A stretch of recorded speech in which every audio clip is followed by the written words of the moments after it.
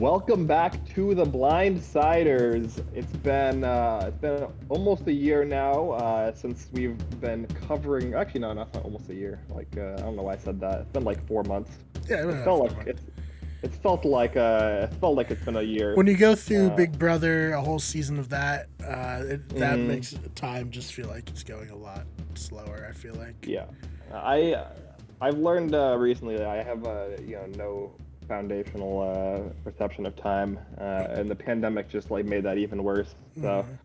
Mm, Yeah, it's been a bit though since we've been back covering Survivor, and we are here, me and Brian, to talk about the first two episodes of Survivor 43. This is 2.5 hours worth of content, or no, 3.5 hours worth of content. Sorry. Again, the timing being issue for me. mm. For us to cover, we're probably gonna I think we could probably cover it in 45 minutes. What do you think, Brian? I think so. I think not too crazy. There's only one ship wheel island, so that's good. We don't have to complain about two of those. Well, I mean, it's been good. I think it's been interesting. Um, I think the flaws of the three tribes, 6 person format kind of shine through a little bit Hmm. with these first boots in particular. But, it's Survivor, so I'm enjoying it. Yeah, I mean, uh, anytime there's small tribes, you really kind of can get somewhat random boots where Mm, it's just kind of like whatever name people happen to land on, like 5 minutes before tribal council happens, and that definitely kind of seemed like the case a little bit for both of these boots, but I do think that it in a lot of cases it just really comes down to who is the most strong-willed, I guess, mm, and who's like the not to say the most stubborn, but the most the person who's the loudest about their opinion and is loudest about being unwilling to change their opinion, mm, no matter how much other people will try. right. Yeah, I mean, I think like in not this format, like the prevailing wisdom of Survivor at the beginning is to kind of slow roll it. Just make sure you're in Hmm. good with people.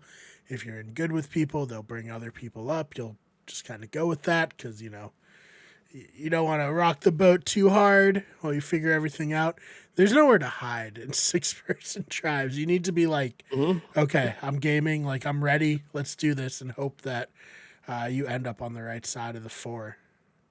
Yeah, and I think at least Jeff likes this. I mean, Jeff and the in production are kind of synonymous at this point in Mm-hmm. Survivor. So I kind of use them interchangeably. But Jeff, uh, in episode 2 after the immunity challenge, basically like says exactly that. Like, Mm-hmm. with the 6 person tribe, there's nowhere to hide. So to me, that's like he understands that, so he must like it, right? Right. Uh, Otherwise, like yeah, like usually when there's bad twists on Survivor, I would chalk it up to like Jeff not understanding why they're bad. Mm. But to me, I think at least he understands the consequences of the small tribe, and he just kind of likes that dynamic. Yeah. Well, and while we're on there, should we talk about the first twist of the season from episode one? Sure, you want to set that up? Yeah. So we've had Ship Wheel Island the last 2 seasons. So obviously, these players like us were able to watch the last 2 seasons. Although you wouldn't think so from something that happened in tonight's episode, but they were able to Mm, watch the last 2 seasons. Um, So they go to a new island. Oh, and it's probably the same island if we're being honest. It's probably the edge of extinction. But they have to go across the water. Big Micronesia vibes. Just had Cerise talking about going back across the ocean in my head while watching this. Yep, exactly. Um, which I of course like. So they had to go through the ocean, go to a giant rock where they were set with basically the same game, right? It's mm, like a little different because you have to do it in front of people, yeah. which adds a little bit of a social element in the moment to it, and does cost one of our players his vote, which will become a big deal tonight. Mm-hmm. So what did you think of it? It was, the same thing, like only one person can win this time, instead of two. Mm-hmm. So two people have to drop out, or if two people play, you get to pick from a 2 rock bag, and one of them's lose your vote, one of them's keep the idol. All three of them could have played, but it would have been the same thing with 3 uh, rocks, for lack of a better word, little pods, Mm-hmm. kind of like you'd get at a They're like supermarket. lockets. Yeah, so like you supermarket where you have a quarter and you Yep. just crank the thing, you get a little prize. But regardless, only one of them would have the idol in it. So we got Gabler told them he's gonna do it, like, Mm-hmm. and it still didn't stop Dwight. Sorry if I messed anyone's name up here. We're still Still early. early, but it didn't stop Dwight from risking it for the biscuit as well. But Gabler did come out on top and get the 2 tribal hidden immunity idol out of it. Yeah, I mean, I don't think, you could talk like, do you think that Dwight kind of like Chanel this up a little bit? I don't really think so. I think it's probably because it's a different game. I think it's like a little bit different where it's Mm-hmm. like more of a calculated risk. And, Yeah. I think that in this case, um, yeah, like where in Chanel's case, with the knowledge that she should have had available to her, she should have known that she would be 100% losing her vote. Whereas Mm-hmm. in Dwight's case, he's basically forcing a coin flip in his mind. Yeah. Um, You can't let so Gabler just bully you out of it, I guess. Like, yeah, so it's um, different. yeah. I think it's kind of important to like keep in mind that like the game is similar to the Mm-hmm. one in 41 and 42, but it is different enough where a lot of people's incentives are probably going to be different in how they play Mm-hmm. it.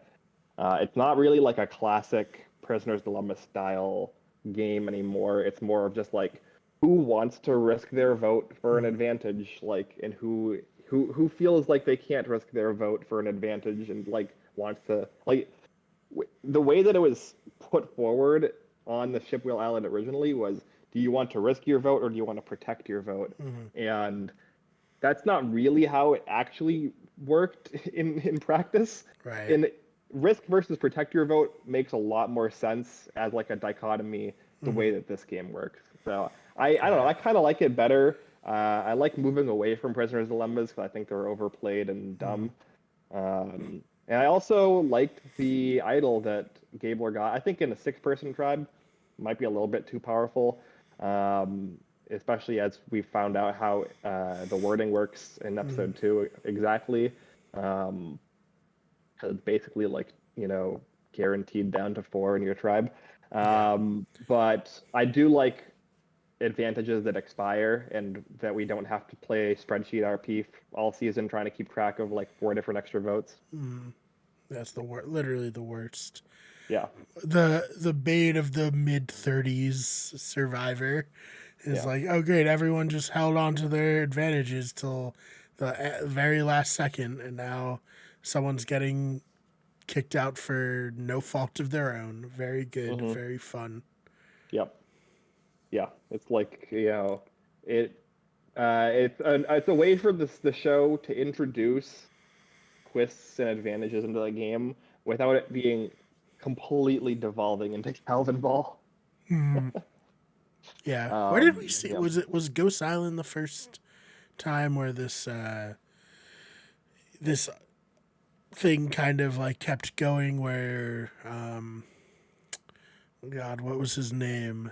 He was the tall blonde guy. He was the Yeah, merge boot. yeah, Chris Noble, yeah. Chris Noble. How could I Yeah. forget Chris Yep. Noble? Where he had the option to risk his vote, and get an idol, and then like he kept like doing 50-50 chances for how many rounds it Hmm. could last, and I think he got 2 and lost his vote after that, but Hmm. and then he didn't even play the idol. Yeah. Yeah. Yeah, he's one of the only people in Survivor history to get voted out without casting a vote. Hmm. Yeah. And our meme champion that we were, lauding for his beads meme before in our group chat was another one who's Yeah, has that. Zach. Yeah. But yeah, definitely. I think that you kind of need to have that happy medium of ballsy enough to like make plays that, like put you over the top in a Mhm. game that kind of requires you to succeed on some level in terms of variance, and also like be smart enough to know how to actually like leverage the power that you kind of luck into. Um, Right. so. I definitely think that Gabler probably is right now falling more on the Chris Noble side, but we'll see.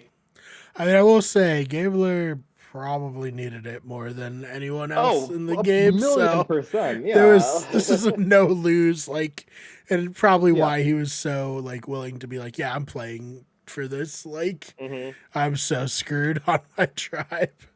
Yeah, no, that's what I'm saying. Like, you need both, where Gabler has the kind of understanding to know that he needs to be taking these risks to like widen the like variance in his game so that Mm, he can have a potential swing in the positive direction. But I don't think he has the game play yeah. capabilities to actually take advantage of it when it does swing in the positive Mm, direction and keep the momentum going. yeah. He's just coasting for as long as the idol lasts, and then it's Basically, probably yeah. gonna be over. Yeah. Yeah. Hey, God bless him. I thought, I don't know. Maybe I'm proven wrong. But like when I see Doctor, I'm like, oh, they're gonna be pretty sharp.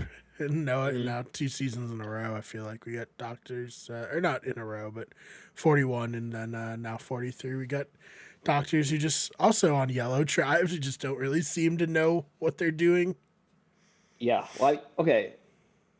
Can can you confirm that Gabler is a doctor? Because like it says heart valve specialist. I don't know what that like what qualifications does he have as a heart valve specialist? Does he have an MD or I does he figured is that he just meant that was like his, like he's a, like the equivalent of like a GI specialist, like a heart valve specialist. You know Mhm. what I mean? I guess. I mean, but like They what? didn't hit him with the question mark or anything, so that's Yeah, good. no, but I know like I don't think I'm not trying to like shade him. I just trying to Mm. understand what his job is. I don't know what it means. Yeah, if you have a fucked up heart valve, you go to him, and then he is like, "Yeah, man, that's fucked up. Yeah, Did you get that exactly. fixed?" It's it doesn't sound like the way that the job title is. It doesn't sound like he's the one to fix it. 'Cause that would be like a heart surgeon, right? Yeah, he's probably just like the person who refers you to get Yeah, surgery. yeah. He's just like the guy who looks at the like CAT scans and X-rays and is like, yeah, this is wrong. Your Yeah. your heart's not doing it. This one's not cutting it. All right, now tell your insurance that will be $10,000 for this visit. Thanks. Yeah, that's for the consultation. The X-rays are also additional. Yeah, exactly. Um, yeah. So I don't know. I feel like I think there's a pattern here of like people with like heavy specialization and a lot of education, even on this season of like not necessarily that translating to intelligent gameplay. Mhm. Uh, Ellie. So yeah, we'll see. How, how, how dare you shade knock off Michelle Fitzgerald? Okay, this is the most insulting because I It's was wondering if insane. this Yeah, would get brought up to me. The the idea I've that seen it a Ellie is lot though. I don't know where it's coming from. They're literally nothing alike at all. I don't know. Like if anybody on the season reminded me of Michelle Fitzgerald, it would have been Cassidy after episode Mm. one. But Cassidy was completely invisible in episode two, so I'm gonna cut that one off at the seams because that's not happening at this point. Yeah. But yeah, Cassidy was giving like the way that Cassidy was describing her projected strategy in the game in episode one. I was like, oh, that's very Michelle Fitzgerald esque, Mm. right? Where she's like, I need to, have an understanding of how people are going to perceive me and play with the cards that are available to me. And a lot of that's going to be me kind of playing a more passive social game in order to create a positioning. And when I heard those confessional or two in episode 1, I was like, wow, is this Survivor actually giving an under the radar woman who is like playing an intentional social strategy an actual good competent edit for once? And then no, she's completely invisible in episode 2. She's at the gif of Jake Gyllenhaal waving as he exits Yeah. the theater. It's Mm-hmm. like her edit, just by everybody. Yeah. I mean, it's still early. You never know. I mean, like that tribe as a whole was like relatively invisible, other than the Ryan and Gio scenes. So maybe there's more. Because I do think Carla is like also somebody who could be a big player in the game, and she only got like 1 or 2 confessionals about like the women's alliance thing. So I don't know. I was just heavily perplexed after episode 1 when people were like, "Oh, I'm looking for a second coming of Michelle Fitzgerald for some reason," and just like gliding completely over Cassidy and like landing on Ellie. Their hair is the same color though, and she kind of has an accent like Michelle. No, she does not. It's you want to see it, it's there. No. I mean, both of us have met Michelle. I don't we haven't met Ellie, but like there's zero vibes. Like the only similarities is that they're both women. Like that's the only similarity I can find between them. I know. I was just pointing out that people are comparing them after the first episode, nonetheless. I'm glad you brought it up because I didn't want to be the one to bring it up because it bothered me. I just thought it was hilarious. Yeah, for sure. This is the same. It's like, I don't know if this is the same. Yeah. But we'll see. We'll see how Ellie does. So yeah, I guess for Mirai, just a tough spot. Like the way I kind of look at these seasons of Survivor with the 6-person tribes, it's very like early on it really favors men, and then at least like lately the merge challenges more favor women and Jonathan, but like generally tend to favor women. So I guess like it comes back around on the men who have then established themselves as challenge beasts. But it's unfortunate because it is like, oh wow, we lost already. We already lost on day 2. We need to keep it strong. Okay, well we're gonna get rid of one of the girls for sure. Yeah. No, 100%. And this is like, this is why on these seasons you've seen more and more these like early women's alliances forming. Unfortunately for the 2 women who have gone out first and second, it seems like the only actual strong women's alliance that has potentially formed is on the tribe that has won both of each other. Yeah. Listen, the women's alliance in theory is great until you're staring down potentially like losing every challenge, and then it's like, oh, wait a minute, maybe not. Maybe this is not my long term. But hey, it worked out in 41 because Xander then like hard carried after the other 2 guys get off. So maybe that could work where you like force the other tribes into these weird configurations, and then you have your best athlete still on the tribe all the time. Yeah, okay. My take on like I understand it's different when you're in the game and like your priorities are different. I just don't think that challenge strength is important. Just like I think I've said this before on this podcast that I just don't value challenge strength like barely at all. It's so unimportant, especially in a 3-tribe format. Where there's just like so much social maneuvering you can do in like a post-swap or post-merge situation, even if you don't have the numbers coming into that like swap or merge. I just don't understand why people care. I would rather vote somebody out at 6 and be comfortable that I'm in the 3 out of 5 than like vote somebody out who is like dog shit in challenges, but like, if we do keep losing, I'm probably the next one to go. Like, I would rather lose 3 in a row and still be around than, or like even lose 4 in a row and still be around than like lose 2 but like be the second person voted. You know what I Right. mean? Yeah, I People mean, just are not. Yeah.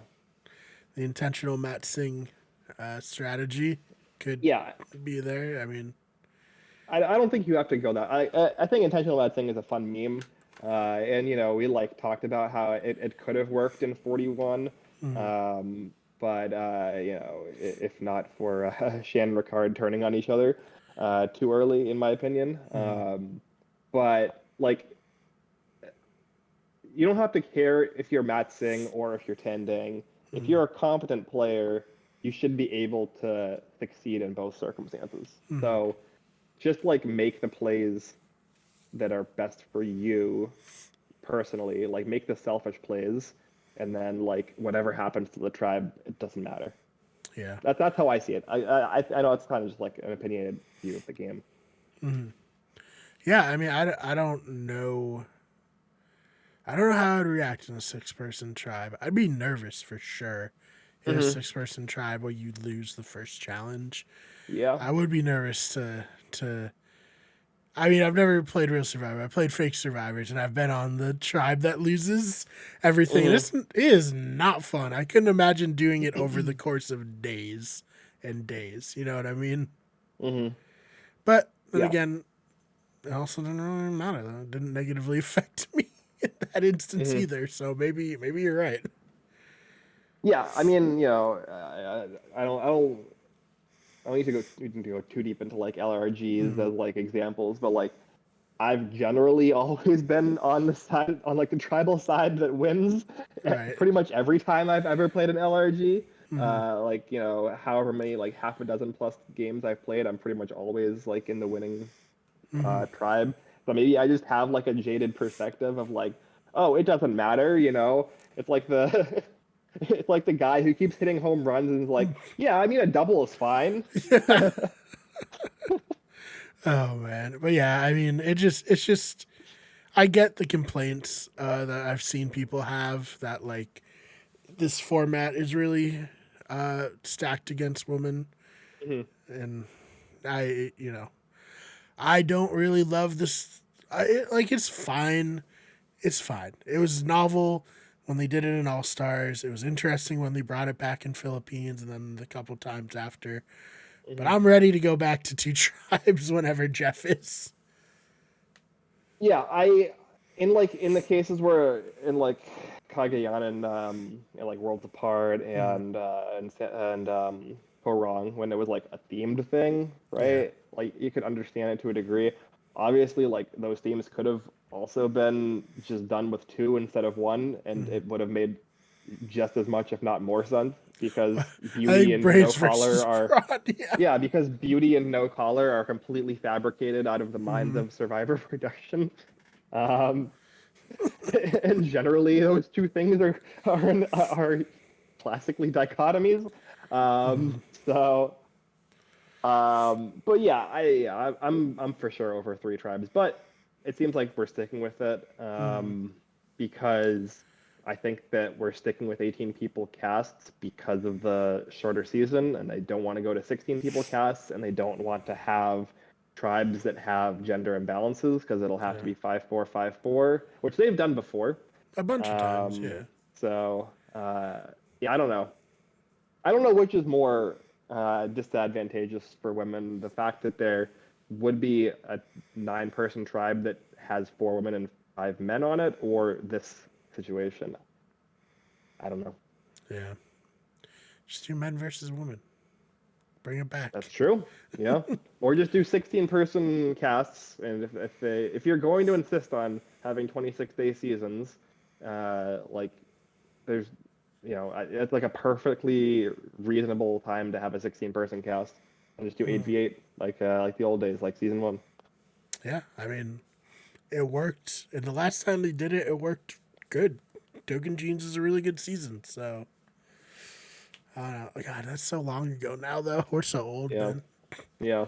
That's We really are the old men yelling at clouds on this podcast sometimes, especially when Dylan can't make the episode yeah.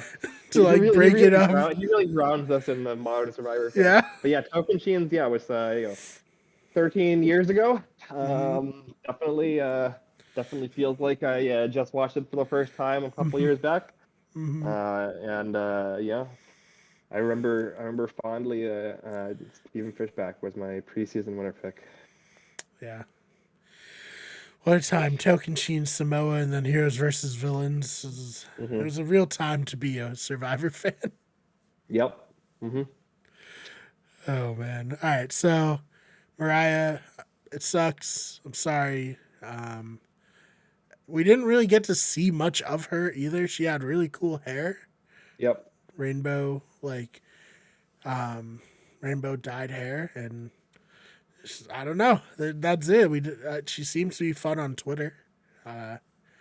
She had a thing where she like made a presentation for why there should be a first boot season. That was fun. But yeah, that's all I really have to say about the premiere. I don't know if you had much else to add. No, I mean, I from Mariah, I definitely got what I call like teacher energy off of her. Yeah, definitely. And yeah. I would compare this to a similar kind of energy, which is like mom energy that Ellie gives off in episode 2, Hardcore, where when you spend a lot of your time socializing around children and like with children, and that's like the majority of human beings you interact with are children, that like changes kind of the way that you kind of necessarily interact with other adults. This is something I've noticed in my personal life as like a child of teachers, as somebody who has taught as on the side a little bit here and there. I've noticed its effect on my own personality and the way that I've socialized with people at the time when I was teaching, and it kind of can create like a barrier where you aren't really connecting with a person as like one-to-one, like the way that adults would normally socialize with each other, right? And it kind of like skews the way that you like make relationships and the way that you interact with people. And this is also something that happens with like parents of young children. And we saw this in episode 2 with Ellie, where she does, like, in my opinion, one of the more condescending things I've seen in recent Survivor history, which is compare 2 of her tribe mates to her like toddler children and like use that as a reason as to why they're like stupid and not playing the game, which is just like, I don't even know how to respond to that, frankly. Like there's like shading people to like be a villain in confessionals when you're like kind of self-aware about it, and we've talked about this before, but like patting somebody's head and being like, there little Jimmy, when you're like the same she really age. did that for real. Yeah. That's insane that she did that. But you're literally the same age as this person, and you're like comparing them to your 2-year-old kid, and you're like, oh, Owen's just throwing a tantrum like my 2-year-old Jimmy back at home. And it's like, okay, and he's like, oh yeah, and that's why he's bad at Survivor and he's not really playing. It's like, okay, this is real fucking bad. Like, what are you doing? No, I don't. Yeah, that was bad. That was really bad. Michelle Fitzgerald would never. Yeah, exactly. Yeah. That's why she's got $1 million in her bank account. We'll see how Ellie finishes. Oh man. So I feel like this second episode really, really was the Cody show. Oh, yeah. If you watch some more news, Cody's showdy. But he stole it. He was the focus. He made a hat that you assume was just like an interesting little character moment that ended up becoming a pivotal part of the episode later. Just a just a home run in terms of casting, I'd say. What about you, Ben? Here's the thing about Cody, right? Like, I I feel like I know like three different Codys in my Mm. personal life, and I don't know that many people. So like, I feel like the show is trying to like pretend that Cody is some like actual unique personality. Mm. I don't get it. Personally, um, you know, uh, I guess he's a fun presence on the show in terms of like he's not like that archetype isn't generally cast on Survivor in modern seasons at least Mm. because the show is like so heavy into game body players. So I guess Is he a manic pixie dream guy instead of girl here? I think that's giving him probably too much credit. Ooh. Um, I Oh. don't know. I just okay. I don't I don't get it. I don't know. I don't. I think it's because I know multiple people who remind me of Cody like to a Mhm. T, where it's just like I don't get it. Yeah, that's fair enough. I mean, I think we all, want to live a little free. We all want to get living tattooed on our asses. I think that's like deep down. Uh, Hmm. Everyone who works in like corporate America is like, man, if I could just climb a giant rock and jump off of it, my life would be so much better.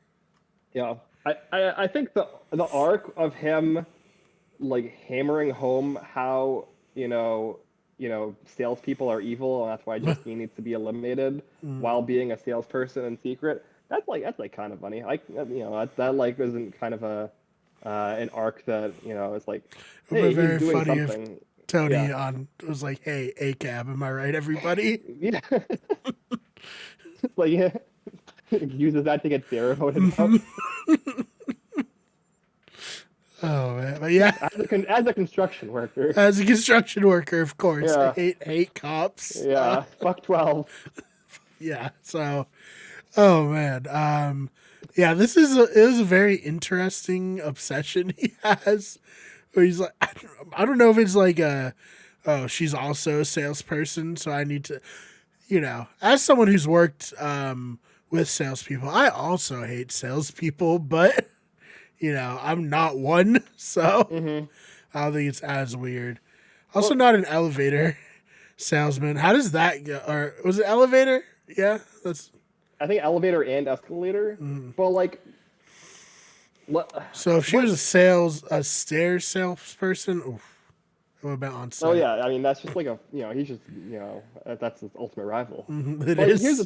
here's the thing about elevator and escalator sales, right? Like, what qualities a salesperson do you have to need to like at least with like pharma sales and like all this other Mm, stuff, like you're selling, your product against like a field of like a broad industry.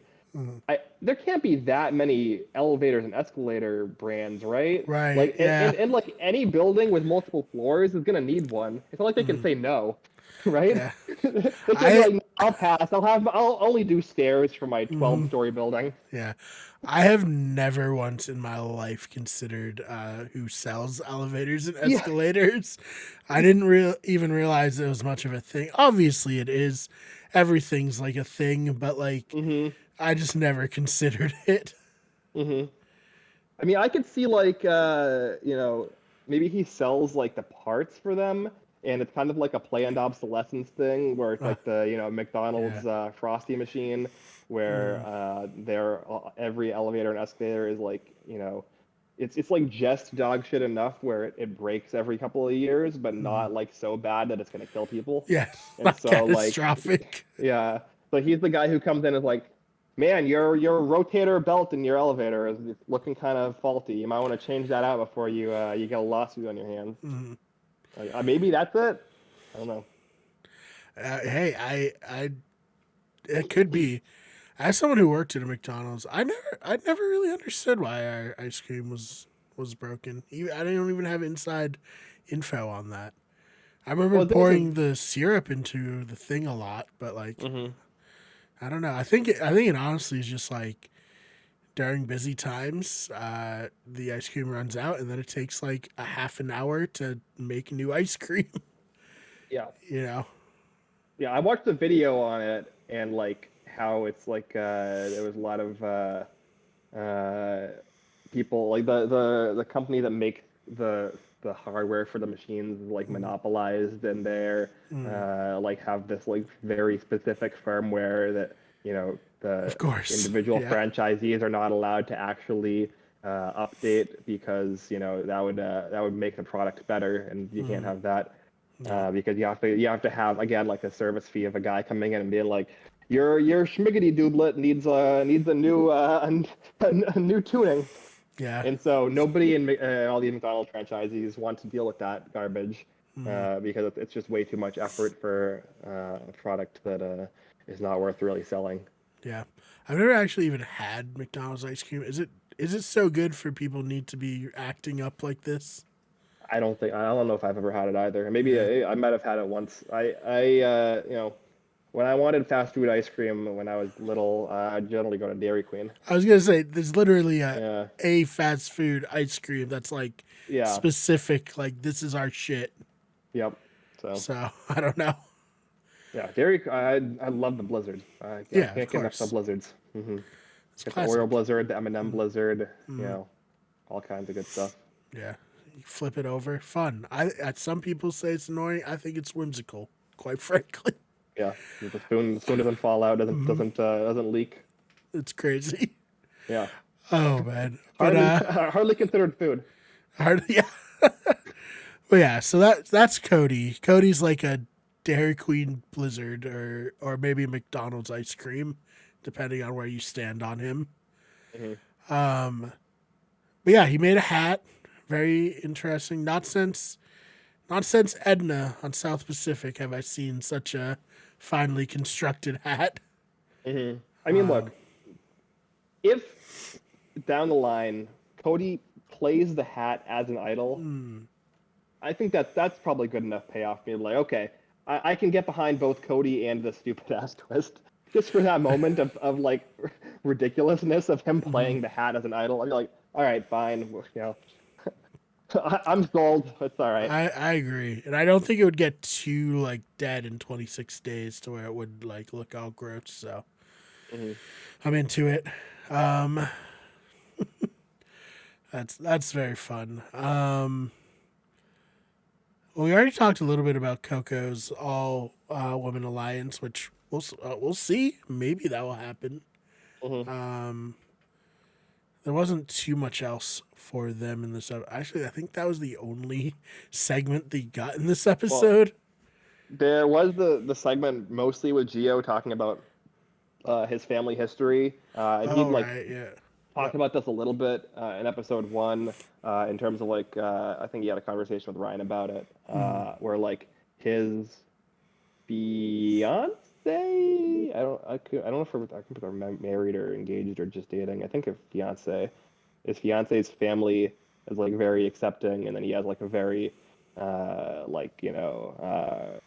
wing conservative homophobic family who essentially excommunicated him from their lives, which is awful.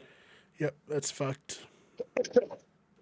And yeah, he goes into deeper uh, about that in this episode, and the struggles he had, where he was homeless for a while because he was essentially kicked out of. He basically lost everything at age 18 Mm, because his family was bigoted, and it seemed like he was eventually able to find his current partner and have a positive life experience come from it. So. well, that's good at least, but still fucked up that his family was so against it. Um, yeah. Let's see. What did Baka have? We already covered Ellie being very condescending, of course. Mhm. Very good. Um, I enjoyed the God. I'm trying to think of his name. What is it? Is it Sammy, the young kid? Hmm. Yeah. Yeah, I enjoyed him comparing himself to Patrick Mahomes because he has the same haircut as Patrick Yeah, he Mahomes. looks like Patrick Mahomes. Yeah, Yeah, and people have so mentioned it. People mentioned it before him. yeah, so that was um, fun. yeah, I do think it's also funny that, in my opinion, the only like semi-competent player on this tribe is like a 19-year-old kid who talked about how he had to wait at a convenience store for his mom to pick him up. Which is like it really kind of drives home how nobody on Baca is winning this season for sure. Yeah, dude, I when he said that, I was like, what a weird thing to say. And Yeah. I like thought back to when I was like 18. I was like, yeah, that would probably also be the only like thing I had to say too. Hmm. Like, oh yeah, when it would rain after I'd get out of work, I'd have to wait inside another building for someone to come pick me up, or I'd have to walk in the rain. But Hmm. I do think the thing that people don't, or the one thing that's consistent through all the seasons that is you cannot appreciate how miserable being in the rain on Survivor Oh yeah. is. By far Uh, the worst part. Not even yeah, close. Not even yeah. like starving is like you the the bad thing about starving from, my very limited experience obviously is not the actual hunger. It's that like your muscles get deprived of nutrients and you just Hmm. have like muscle aches across your whole body. Right. That's the bad part about the no food, no sleep. It's like whatever. Yeah, everyone has experience with sleep deprivation, Hmm. and like physical exhaustion. Like these are all things that you have experience with to a degree in real life, or if like it's fatigue, muscle pain, sleeplessness. The thing that you don't experience in real life that Survivor pushes you to the limit on is just being wet and cold Hmm. 24/7. No, and like the only like we've all had times like that. Like Hmm. I've had football practices in like 35-degree weather and rain, Yeah. but I knew that there was at the end of it, I'm gonna go inside and warm up. Hmm. There's not that outside on Survivor. You just either you quit or you just sit there and take it, and there's Hmm. no like, oh well, it's gonna be fine in an hour or two. You know. Yeah. Yeah, no, that's the main thing. It's like I look at that, I'm like, yeah, I'll pass probably on that one. Hmm. Because like again, you're not just hungry, right? Again, the hunger's not really even that big of a like the actual hunger itself is not that big of a thing, from my understanding. But really, you're just sitting there. You're cold. You're completely soaked through. Your whole body hurts constantly. You have like no mental or physical energy. You like can barely function because you haven't slept more than like a couple of hours a Hmm. night at best. And on top of that, you're like exerting yourself through challenges, and you're like trying to play the social strategy game, which is complicated on its own Hmm. outside of the suffering.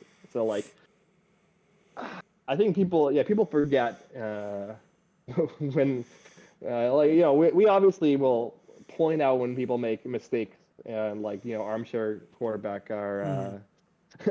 the Survivor players, but Hmm. it's understandable when people make mistakes given their mental and physical state. Especially near the end of the game, Hmm. when you're just like not sharp at all, and you're trying to navigate situations.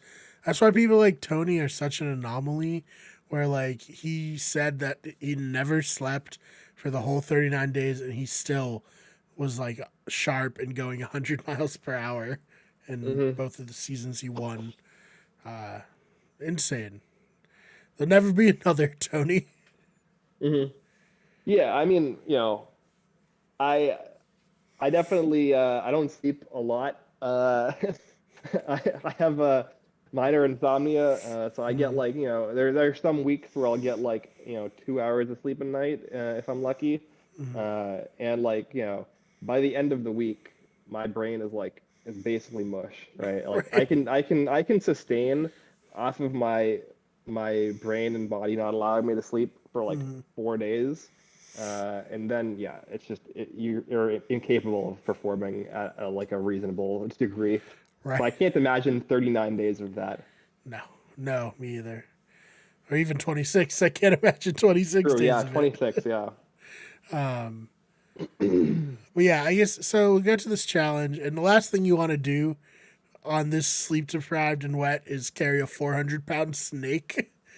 Um, when Jeff said that, I was just like, oh, God, that's horrible.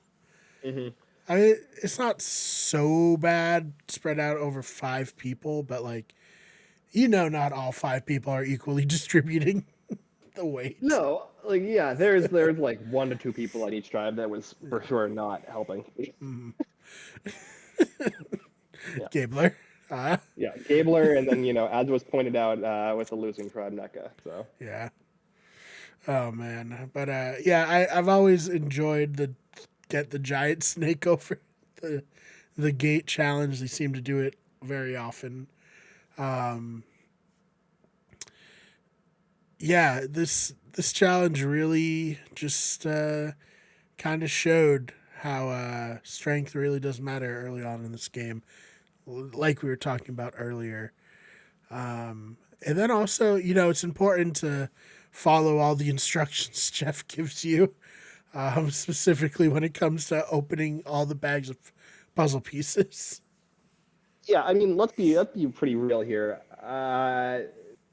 The challenge wasn't won and lost with a snake. Like it was perfectly capable for Vessi to come back and win this Mm, challenge. They lost this on the puzzle, yeah, and they lost this because, yeah, as was pointed out, NECA did not help really at all in the physical portion, and then she was put on the puzzle, probably physically exhausted, and from at least what we were shown in the episode, tried like 5 different times to put a piece in a very obvious slot and failed. And yeah, on top of that, didn't take the piece that they got out of the bag ever. So like, there's just no excuse really for yeah. that. She's very lucky that she didn't get voted off here. She did Yeah. a good job in getting in with her alliance before this tribal council, because that was just a very easy, like, well, yeah, we'll just obviously vote her off. She literally like lost us the challenge. Yeah. No, I'd say like if this was like an early season of Survivor, I don't think it would have even been a conversation. No, yeah, probably not. Oh Um, man, yeah. but I like that the puzzle was easy. Sometimes you do like these odd, like you can't really picture it until you're putting the pieces together. I enjoyed that it Mhm. was just the logo. It's like, oh, okay. Yeah. Like, No, like I mean, it's good when I can look at what a tribe is doing and be like, I know what they're doing wrong. It's mhm, very obvious that this piece goes here, and they're not putting it there for some reason. right. Or putting it upside down. Yeah, they're It's putting it like, upside down, and it's like, mm, yeah. Oh man. you're putting it in every orientation except for the correct one somehow. Right. Oh man. So, what do you think of Cody's Beware advantage? First, what did you think of Cody picking up the Beware advantage Yeah. before Tribal Council when he knows they need his vote?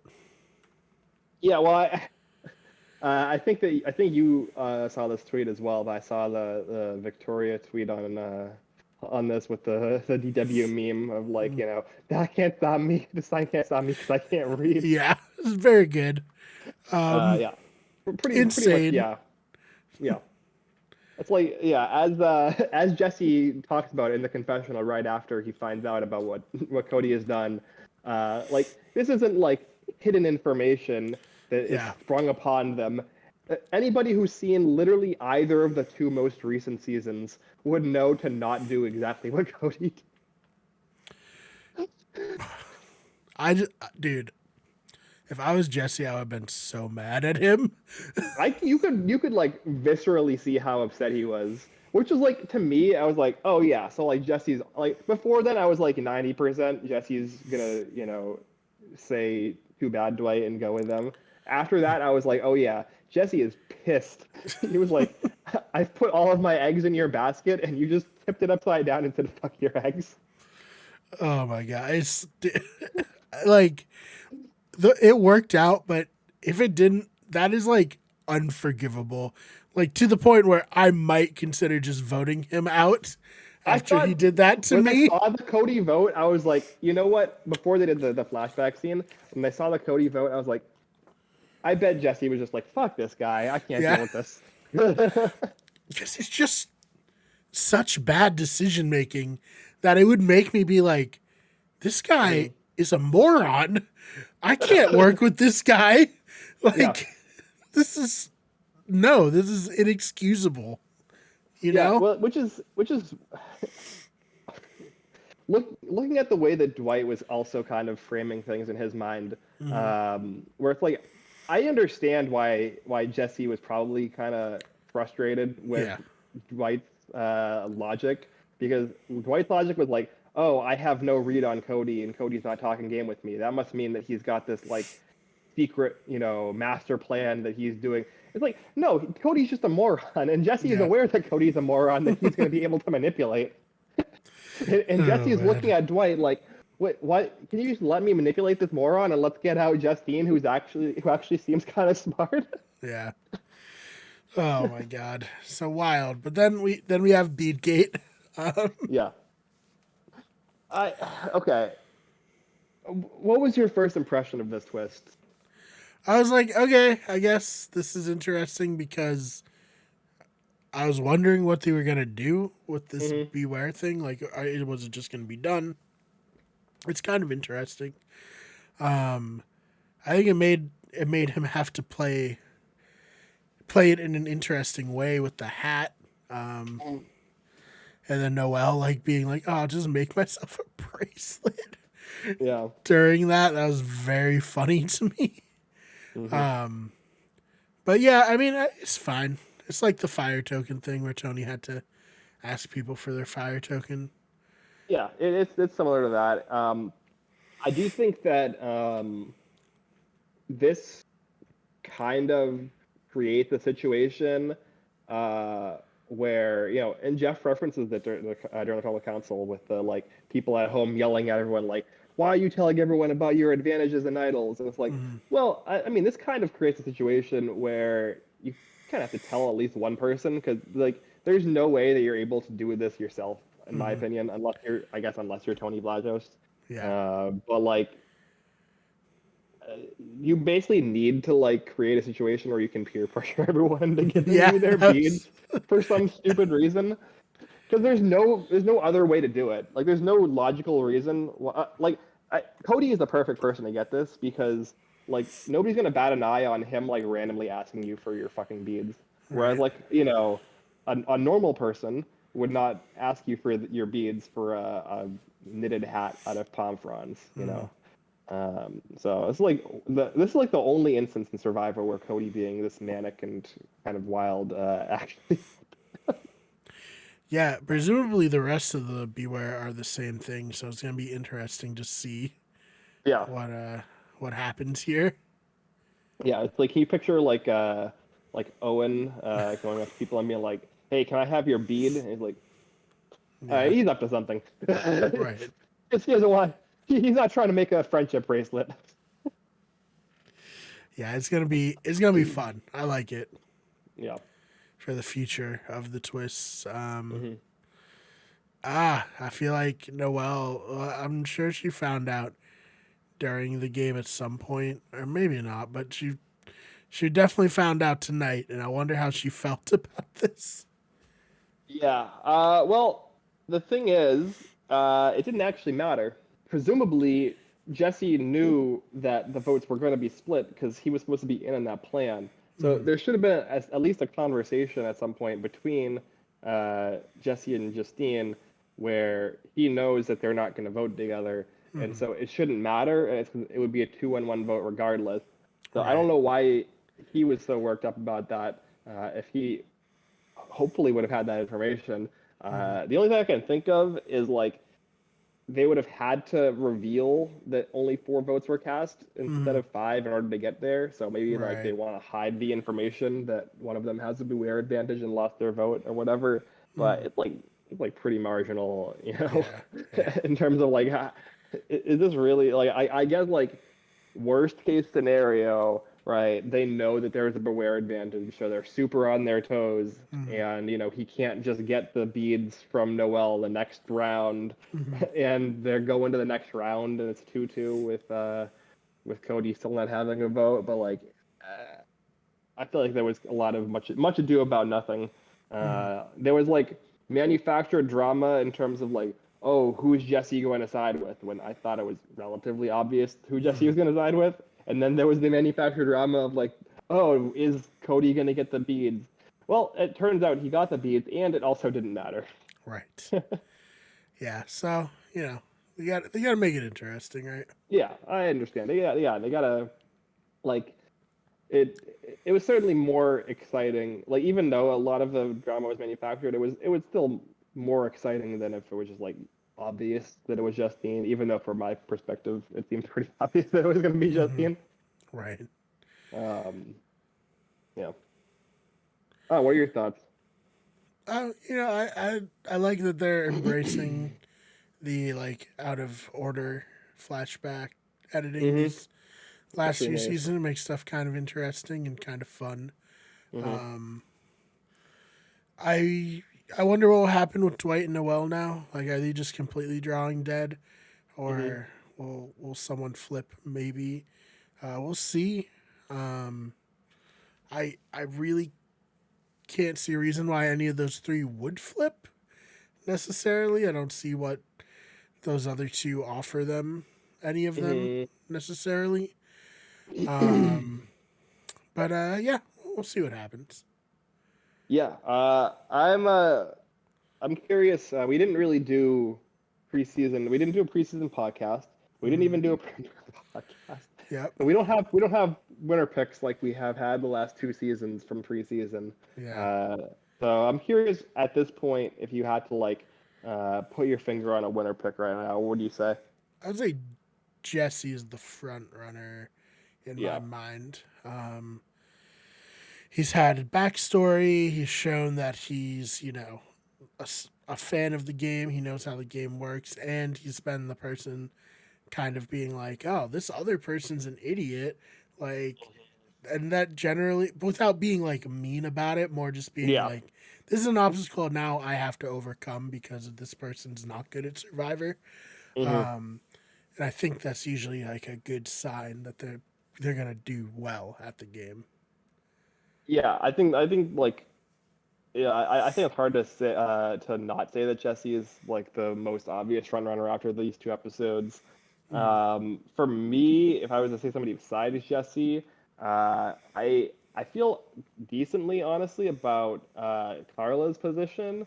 mm, Uh, that tribe as a whole, as we talked about, was relatively quiet during this episode, outside of some of the Geo and like kind of Ryan mm, uh, scenes and conversations. But we did get check-ins with Carla where we didn't get those check-ins with, for instance, Lindsay and Cassidy. mm, So to me, that kind of gives me some good vibes about her. I think she is in a similar swing position on that tribe mm. that Jesse is in on Vessi. And Jesse was able to like actually uh, create something out of nothing with that position, and is probably, as we've just mentioned, one of the clear front runners. So Mm. if I was to pick somebody besides Jesse, Carla is who I would be going with right now. Yeah, no, I think that's good too. Proud to see what Dylan thinks. If he has Yeah. has someone from Baca that he really likes or Yeah, not. the tribe that I stamped on this podcast that Mm, does not contain the winner. yeah, exactly. Yeah. So. Oh man, but yeah, a pretty solid first two episodes of Survivor here. I'm glad it's back. I'm glad we're back covering it. Mhm. Um, is there anything else in the episode that we didn't touch on that you wanted to? No, I mean, there's like, we didn't talk about the opening challenge and like the, physical versus Oh mental yeah, thing from episode one. It's like we've whatever. seen it twice already. Yeah. The number puzzle thing they did was kind of neat. Mm, I think those ones, it's hard to really play along at home because they have 4 hours to complete a puzzle that is designed probably to take 4 hours, and we have like 3 minutes. So, yeah. yeah. A lot of times with those things too, Especially the one where like he moved the thing to create an additional number space. Like I'd have to like read the rules and stuff because like in my mind it's like the 4 spaces are the only spaces you're supposed to manipulate. Can you make another space? Is that within the rules? Is that against the spirit of the? It obviously wasn't. Yeah. It was fine, and that ended up being the right answer. But like I would have definitely got caught up on like, but is that like in the spirit of this game? Or are you just like making up your own like loophole rule thing? You know what I Yeah. mean? Is are we playing calculator rules where the empty Mm-hmm. space by the one is a necessary part of the one, or what are Yeah, we doing here? that's what would have like screwed me over on Yeah, that because I would yeah, have yeah. gotten in my own head about it, being like, "But can you do that?" He didn't say you can't do it, so maybe you can. But like, Yeah, I think that's it, right? It's like but the problem is, it's like the right answer is whatever they decided was the right answer. So I need like to know if we're thinking, you can only manipulate it within these 4 slots or not. you know, mhm. Yeah, I mean, I think that's like the trick of it, right? Because like yeah, if you can only do it, it's like pretty trivial. Like mm, you can solve it in like 30 seconds. right, yeah, So like obviously there has to be a trick to it to make it mm, not so easy that anybody could figure it out in 30 seconds. right. Otherwise, they wouldn't give it to you as a 4-hour puzzle. So I think that That's would true. probably be the clue for me, Mm, that like maybe there's something more to this than just like, oh, it's obviously like whatever it would be, like 9,850, I think would mm, is the obvious way to do it if you have to keep it 4 digits. Um, so yeah, I don't know. Um, yeah, it's an interesting puzzle. I guess I like that they're doing brain teasers kind of style mm, puzzles as opposed to like, just like, jigsaw puzzles and slide puzzles that anybody can get good at mm, uh, by practice. Um, Whereas this is like, you kind of have to figure it out and like be smart in the moment. mm. But yeah, yeah, Yeah, it's exactly. That's how I feel too. yeah. We probably talked more about it than I cared to. Definitely. Oh man, but yeah, we'll see what happens in the next episode. Mhm. I'm liking it so far. I mean, Survivor, right? It's always at least decently entertaining, if nothing else. Yeah, I would say like we're continuing the trend this season of like the cast being like overall likable, and not really having like any like flashy in your face villains, Mm-hmm. which is I think something that like kind of Survivor needs. And like the last 2 seasons have kind of had a couple of instances of this. Mm-hmm. Like you had like Shannon Ricard in 41 and in 42. Like Omar kind of a little Mm-hmm. bit was that. And he had like a downfall arc Mm-hmm. after being kind of like a cocky anti-villain type. But so I don't know. I love I villains, yeah. so I feel like that's kind of what I need to like really be sold. Mm-hmm. Yeah, I think we probably are in the post. I'm just a straight up villain and I'm mean era. Like Mhm. it's gonna be more like anti villains, like you said, where it's like I'm devious, but I'm still nice. But I'm just playing a devious game, which is fine and good. Yeah, You know. yeah. No, I think there is like I think you can ride the line. Mm-hmm. I feel like I'm somebody who has been able to do that, where like you can be like you can basically like play a bad guy on TV Mm-hmm. without like being a bad person. I don't know. I think there's a way to Yeah. do it. Yeah. Um, I but think there is. I don't know if people are gonna put themselves out there and like talk yeah, shit about people anymore. yeah. Not in the Twitter era. That's Yeah, and again, like I also enjoy it when it's like kind of self-aware and intentional, mm-hmm. and like I think Ellie could be a villain this season, an interesting villain this Mm-hmm. season. But what I don't see with Ellie is like the self-awareness to realize Right. the way that she's coming off, or at least she's coming off to the audience so far. I don't know if she's necessarily coming off that way to the tribe mates yet. But yeah. I don't even know if I think that the stuff Cochran said about people was pretty whatever, not that bad. I don't know if he could have even gotten away with that these days. I feel like people would have said him calling Julia Vanilla was incredibly rude, you know. Whereas at the time, that's kind of funny, you know, not anything crazy. We're past the era that they're gonna cast a Corinne Kaplan on Survivor ever again. Yeah. I mean, or even probably a Rob Cesternino where he had more of an edge. Although that is kind of more of the Gen X humor where it's we're gonna make fun of you and roast the shit out of you. And I feel like the millennial Gen Z humor isn't quite as much as that. Maybe the younger Gen Z humor is, but certainly the millennial and older Gen Z humor isn't quite about roasting people too hard. Yeah, I mean, but a Rochester Neal line did get a sly shout out in this episode with the junior deputy firewood bitch reference that Owen made, which makes sense. Owen is from my understanding, pretty ingrained in our HAP community. So if anybody on this season is going to be making a Rob Cesternino reference, then makes sense. No, agreed. All right. Well, anything else you want to promo? Anything like that? No, I mean, you can follow me on Twitter. I have not made a tweet about Survivor yet. Again, I used to be way more active on Twitter. I'm not anymore. I mostly just make memes and retweet podcasts and sometimes talk about politics. And that's pretty much it. Yeah. A lot of memes, a lot of politics, and a lot of self-promotion. So if that's your thing, then check me out, I guess. So follow him. That's at Ben Sharon, correct? At Ben Sharon, yeah. You can follow me on Twitter at TheFakeBMara. That's BMARR, also 2 R's. And then you can follow the channel on Twitter at WG Everything, twitch.tv/WickedGetEverything, Instagram WickedGetEverything, and on TikTok, search WickedGetEverything.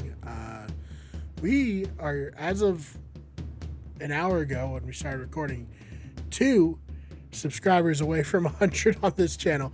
We would really appreciate it because you get 100, you can get a custom URL, you can get youtube.com/betterradio, which would be very helpful to us. So please subscribe. We would genuinely appreciate it.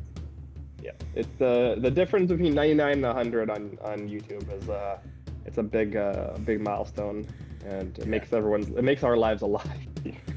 Yeah, the difference is basically Better Radio, the exact name of the podcast, versus just being able to type Better Radio in the search thing and having the channel show up. Yeah. So please subscribe. Thank you so much for watching. We'll see you in the next one.